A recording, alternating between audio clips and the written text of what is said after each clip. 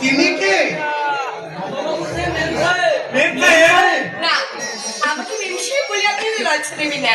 আমি বাংলার বোধ হয়ে আমি যে আমার শ্বশুর বাড়িতে এসেছি। শ্বশুর বাড়ি?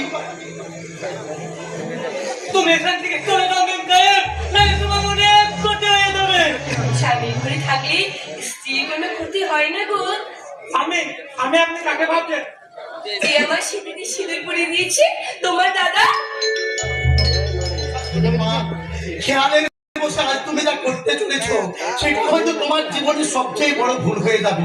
শিক্ষায় দীক্ষায় যোগ্যতায় আমার ছেলে কোনোমতেই তোমার যোগ্য হতে পারে না। আপনি কোনো চিন্তা করবেন না বাবা, আমি আমার শিক্ষা দীক্ষা যোগ্যতাকে নিয়ে আমি আমার স্বামীকে নিজের মনের মতো করে গড়ে তুলবো। আপনি শুধু আমাকে আপনার সেই চরণের তলে একটু স্বীকৃতি দিন বাবা। না তুমি চলে যাও বলছি। বাবা বন্ধু না, তোমাকে চলে যেতে বলো। আমার বড় ভয় করছে গো, ওরা জানতে পারে আমাকে মারবে, আমি মারা যাবো।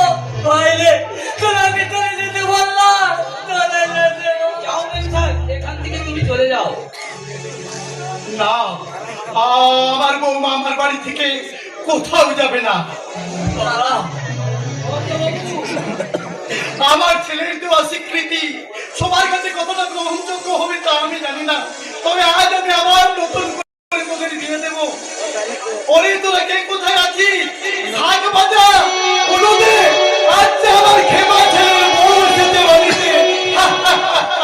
এসো মা, আই বাবা। সাত পাকে বন্দী হবে আজ তোমায়